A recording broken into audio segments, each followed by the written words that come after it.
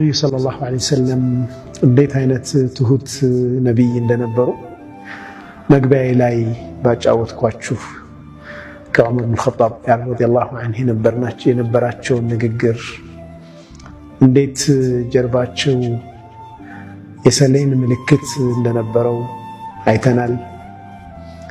ተዋዱዕ ትልቅ የሰው ልጅ ትልቅነት የሚገልጽ ባህሪ ነው።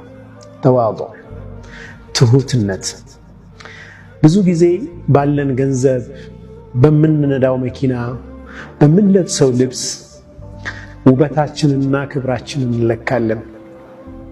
ግን እውነተኛውና ትክክለኛው ክብር፣ ትክክለኛው ውበት ስነ ምግባር ነው፣ ጥሩ ባህሪ ነው፣ ትህትና ነው።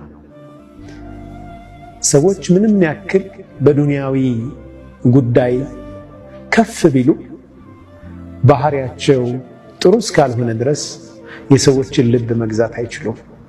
ትህትና እስከሌላቸው ድረስ ሰዎች ዘንድ ውርደትን እንጂ ሌላ አይጨምሩም። ያለን ስልጣን፣ ገንዘብ፣ ማህበራዊ ደረጃ፣ ሁሉም ነገር ትህትና ሲጨመርበት ብቻ ነው ጣዕም የሚኖረው።